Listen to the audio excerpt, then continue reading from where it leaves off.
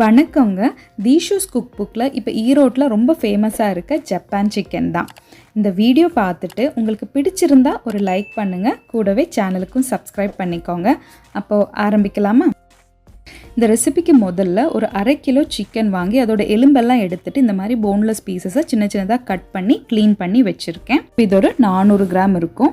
அடுத்தது நம்ம சிக்கனை மேரினேட் பண்ணி வைக்கணும். அதுக்கு 2 டேபிள் ஸ்பூன் மைதா, 4 டேபிள் ஸ்பூன் கார்ன்ஃப்ளவர் எடுத்திருக்கேன். மைதா விட கார்ன்ஃப்ளவர் அதிகமாக இருக்கணும். அதுக்கப்புறம் 1/2 டீஸ்பூன் பெப்பரும் கொஞ்சமாக உப்பும் சேர்த்துட்டு நம்ம இதை நல்லா தண்ணி ஊற்றி மிக்ஸ் பண்ணி வச்சுக்கணும். பஜ்ஜி மாவு அளவுக்கு திக்காக இல்லாமல் கொஞ்சம் லூஸாக இதை நல்லா மிக்ஸ் பண்ணி வைக்கணும். பாருங்கள், இந்த அளவுக்கு இருந்தால் போதும். இப்போ இதில் சிக்கன் பீசஸை போட்டுடலாம். சிக்கன் பீசஸ் சேர்த்துட்டு இதை நல்லா மிக்ஸ் பண்ணி விட்டுட்டு ஒரு 1/2 மணி நேரத்துலேருந்து 1 மணி நேரம் வரைக்கும் இதை ஊற வைக்கணும். நான் இதை இப்போ ஒரு 1/2 மணி நேரம் வச்சிடுறேன்.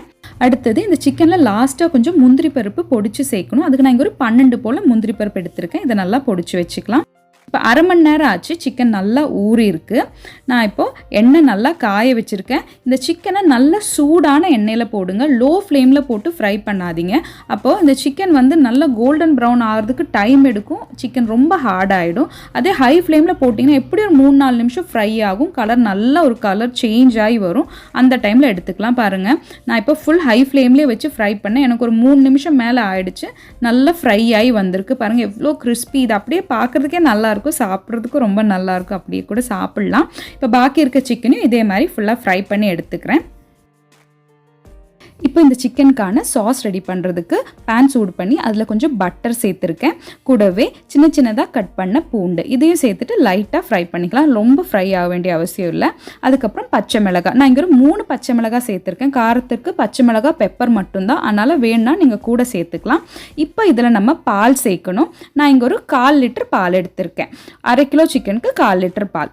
இதோட கொஞ்சம் போல் உப்பு, சிக்கன் மேரினேட் பண்ணும்போது உப்பு சேர்த்துருக்கோம். இப்போ கொஞ்சமாக உப்பு சேர்த்து அடுத்தது சர்க்கரை 1 ஸ்பூன் 1/2 ஸ்பூன் வரைக்கும் சர்க்கரை சேர்த்துக்கலாம். ஏன்னா இதுக்கு ஒரு லைட் ஸ்வீட் டேஸ்ட் இருக்கும். இதோட பொடிச்சு வச்ச முந்திரி பருப்பையும் சேர்த்துட்டு இதை நல்லா மிக்ஸ் பண்ணி விட்டுட்டு ஒரு கொதி வந்த உடனே நம்ம ஃப்ரை பண்ணி வச்ச சிக்கன் பீசஸ் சேர்த்துக்கலாம். சிக்கன் சேர்த்ததுக்கு அப்புறமா கேஸை மீடியம் ஃப்ளேமில் வச்சுட்டு ஒரு 2-3 நிமிஷம் குக் பண்ணால் போதும். முந்திரி பருப்பு சேர்த்ததுனால இந்த சாஸ் ரொம்ப சீக்கிரமே திக்காயிடும். உங்களுக்கு சிக்கன் அந்த சாஸோடய கொஞ்சம் செமி கிரேவி மாதிரி சாப்பிட பிடிக்கும்னா சிக்கன் சேர்த்து ஒரு 2 நிமிஷம் கொதிச்ச உடனே ஆஃப் பண்ணிவிடுங்க. இல்லை உங்களுக்கு மஞ்சூரியன் மாதிரி நல்லா கொஞ்சம் ட்ரையாக வேணும்னா இந்த அளவுக்கு ஆகிற வரைக்கும் குக் பண்ணிக்கோங்க. லாஸ்ட்டாக கொஞ்சம் பெப்பரும் மல்லித்தலையும் சேர்த்து மிக்ஸ் பண்ணிவிட்டு கேஸ் ஆஃப் பண்ணிடலாம்.